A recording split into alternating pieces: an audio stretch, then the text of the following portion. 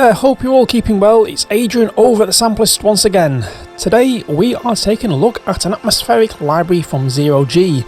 This one is called Celestial Visions. Celestial Visions was created by Ergo Kuki, and I am sorry if I have butchered your name there, but it was designed to infuse spontaneity into the creation of captivating soundscapes.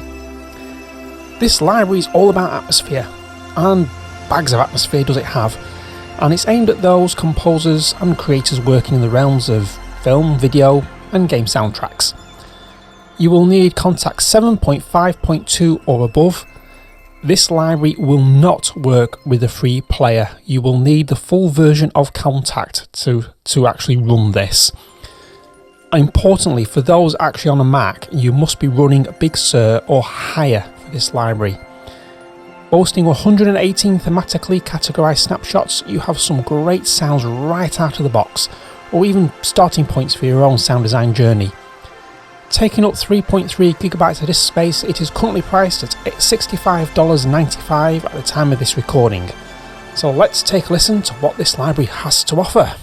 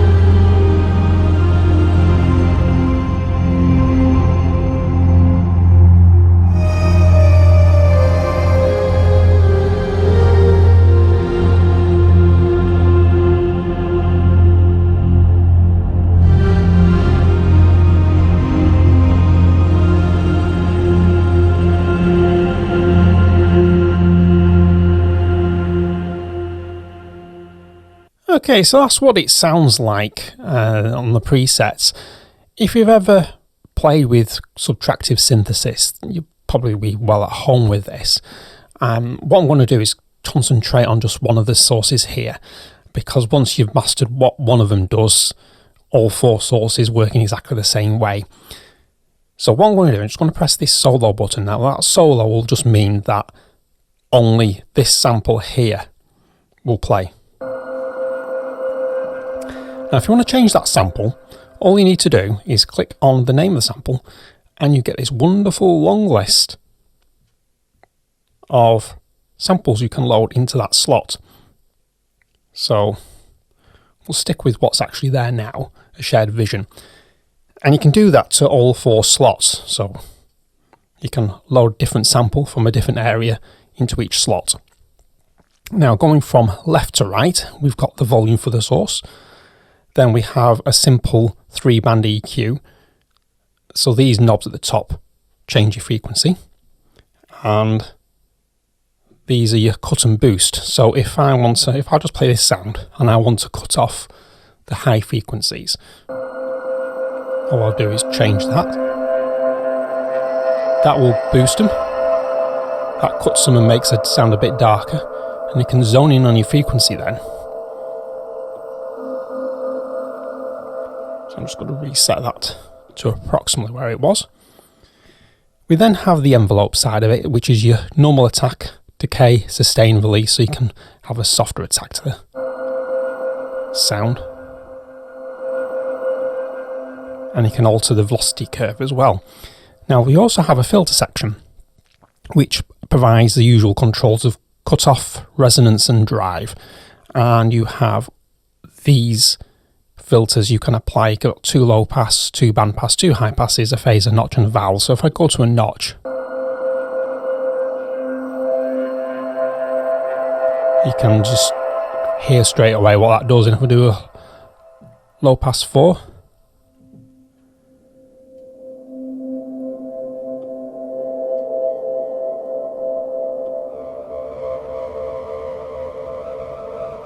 so the drive adds a little bit of a distortion to that. So I'm just going to turn these back all the way up and put that to low pass 2. We then have a transpose button. Well, it's not really a button, it's more of a click and drag your mouse. So you can go up to 36 semitones higher and 36 semitones lower. So I'm just going to go back to 0 on that one. And this is your pan, so this is pan 13. And it goes left to 100, right to 100. So I'll just go back to approximately where it was. Now we have this random button. Now random will actually load a random sort of sample into this slot. So I click random, there you go.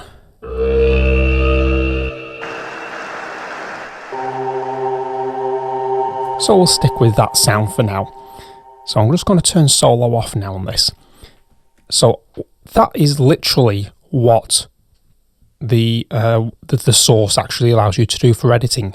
And that's just to sort of like the tip of the iceberg, because you can do each source individually to the other one. So you've basically had different filters on each sample, which is really handy. Now this is where the fun starts, because down here we've got this source movement down here, and this basically moves the sound through each of the sources. So if I hold middle C here, you'll understand. If I move this, you'll understand.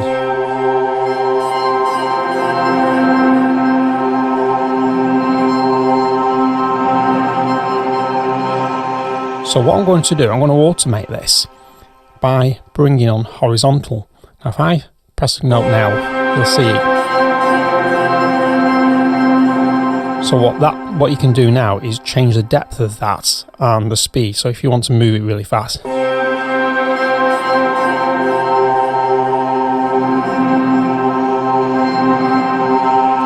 can sync it to tempo all the way through to 8 bars. And you can then also have it move vertical as well.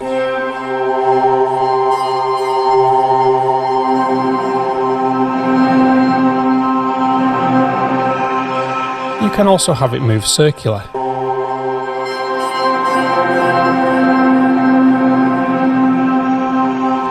So you can have a sound that just literally constantly changes and is never static, which is really great when you're creating atmospheres and drones, especially for sort of like ambient-y type atmospheres. We then have a filter movement, and the numbers at the bottom translate to the sources here. So 1, 2, 3, 4, source 1, 2, 3, 4, or you can have it applied to all or just a single source. So if I have it on all, so every single one will do this now. It will go through the filter section.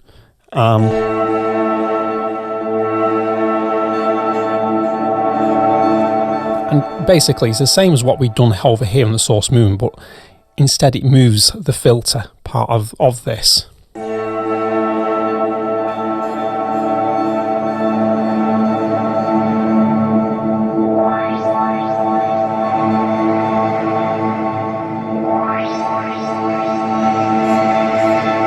So if you couple that with, say, I'll go with circular on here, you get a constant moving sound.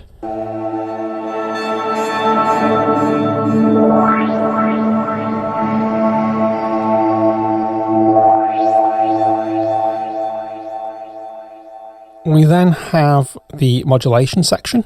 This is just your typical modulation. Basically, you select the LFO one here, you select the destination.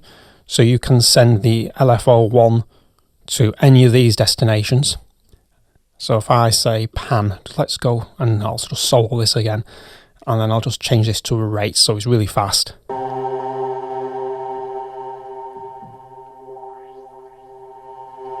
Sorry, have I got movement on? I have. I need to turn movements off. Go back to modulation.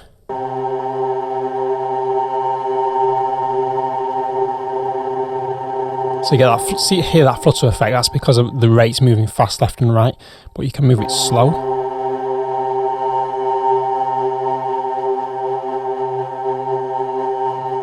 So that's your typical sort of modulation sections. All you've got is your LFO and then the destination, and then you've got these waveform types for the actual LFO.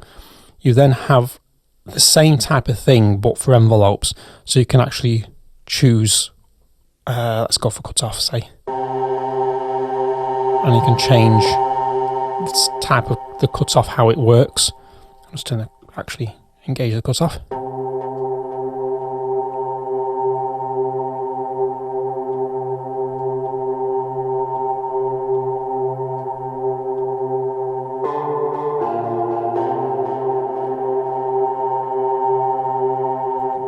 So you can actually modulate that way. We then have the effects section, and this is typical standard fare for effects. You have a chorus, a distortion, a lo-fi like bit crusher. You got your spatial to add more width and pan to the actual sound, so it sort of makes a big wide soundscape. We have a normal delay effect and your typical sort of rate that you want it to go at, eighths and up to 4 bars.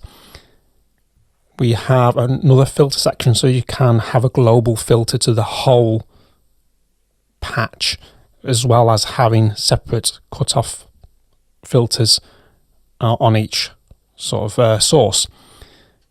We have a phaser called Faces in this one.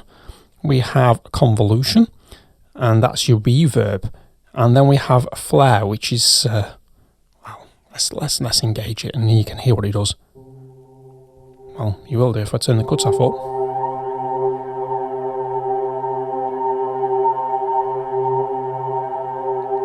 Adds sort of like a harmonic enhancement to it. So if I go, let's say 1/8.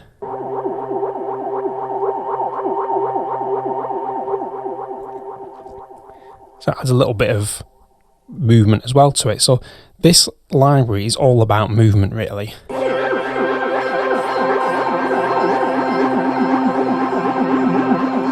So no patch is static.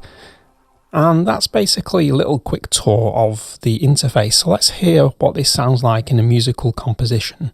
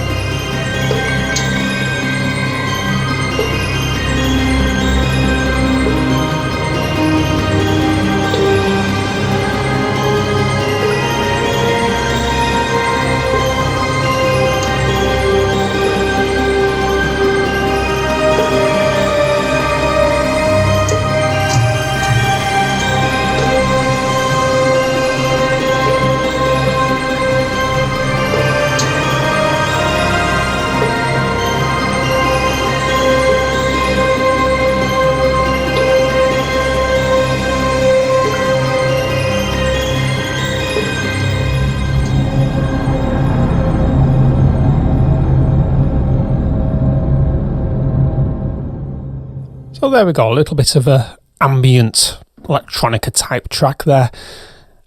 This track was built really around this wonderful drone, well, two drones really, copied to sort of like duplicated. So we've got this fantasy UFO sightings preset.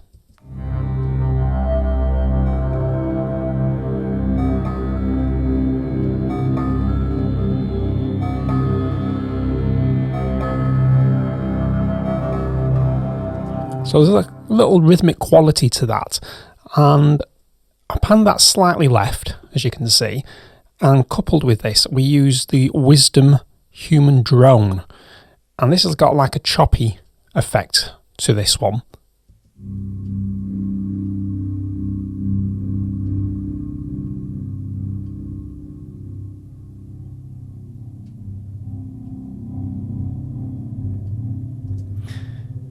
Now couple them together and you end up with this lovely soundscape.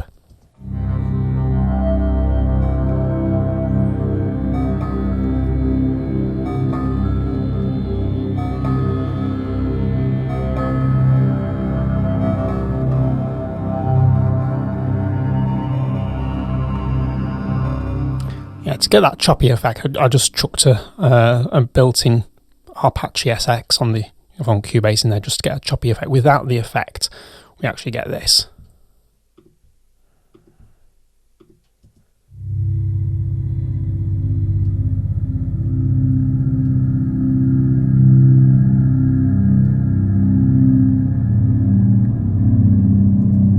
Now it has very similar frequencies to the other track, hence why I wanted it to be a little bit choppy so it doesn't sort of overlap too much. And then we end up with this lead sound. So we end up with, first of all, Beauty, Journey Across the Universe. These are all the snapshots actually from this library.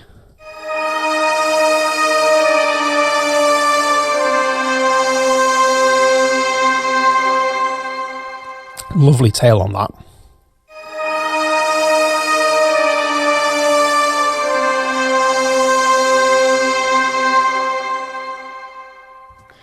And then we duplicate that with Wisdom Worlds Meet, and we pan those slightly left and right.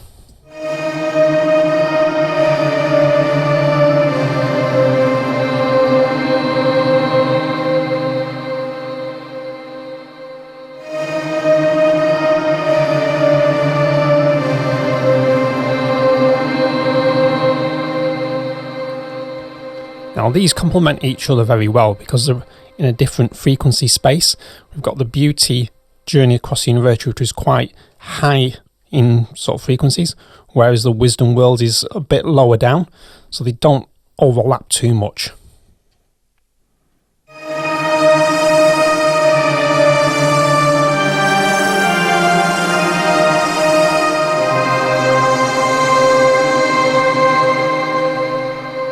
Now I wanted some rhythmic element in this, and I came across this lovely patch, Horror Keep Door Shut. And what I've done is actually broken this down into, if we just go into the MIDI note information here, we actually break this down into 8 bars. So every 8 bars or so, just bear with me a second. There we go, yeah. Every 8 bars, we actually repeat the note. It's so I can get that little kick in that you hear there. Because if I leave the note playing all the way through, it doesn't actually repeat that little sort of like kick effect. So we get this.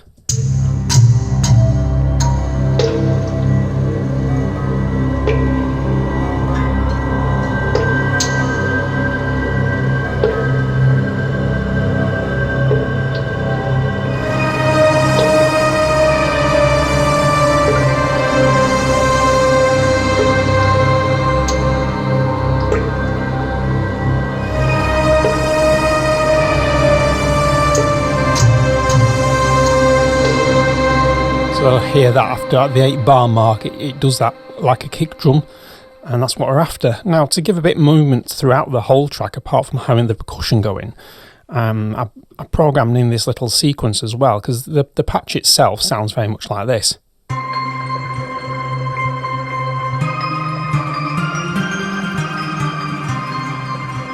and the patch is called Beauty Voyage.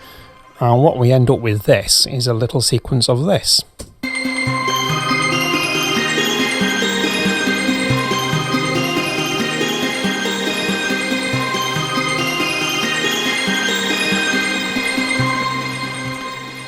So if I couple that with the whole rest of the elements of this track, we end up with this.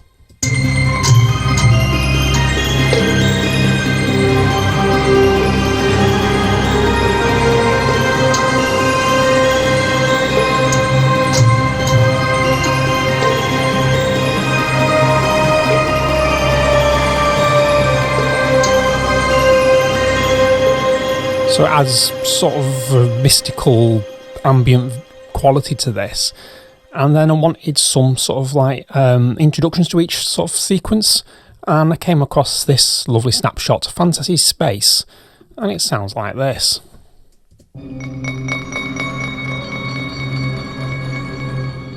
So it's like glass being tapped, and we end up as this is the introduction. It sounds buried in the track, but if I take it out, you will know it's not there.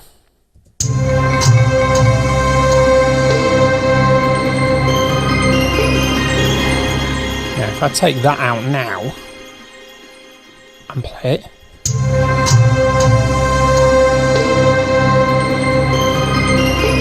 and if I just play that sequence again with it in, you'll hear the glass tapping.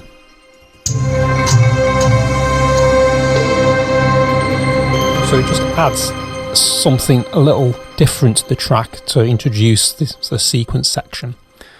And then to finish the track off, we've come with like a Horns of Doom type sound, the Horror Citadel.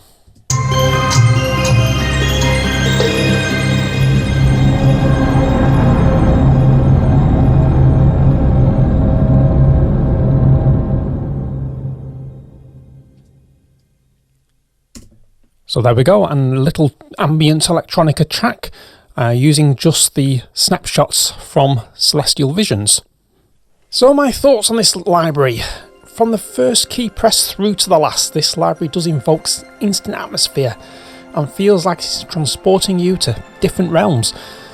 Although the interface looks very overwhelming and cluttered, it is actually easy to navigate once you sit down and play with it for a little while. It's so easy to create your own instant atmospheres that I'm sure it will find its way into many projects. The source and filter movement pads ensure that your sounds will not be static and maintain interest no matter how long you hold your notes for. I am actually genuinely really impressed with this library, and it will definitely be showing up in some of my own projects that I'm working on. We would like to thank Zero G for sending across Celestial Visions for us to review. It is very much appreciated, and you, dear viewers, I hope you enjoyed this little journey, and if you haven't done so already, please consider subscribing to the channel and visit thesampleist.com to see what we are all about.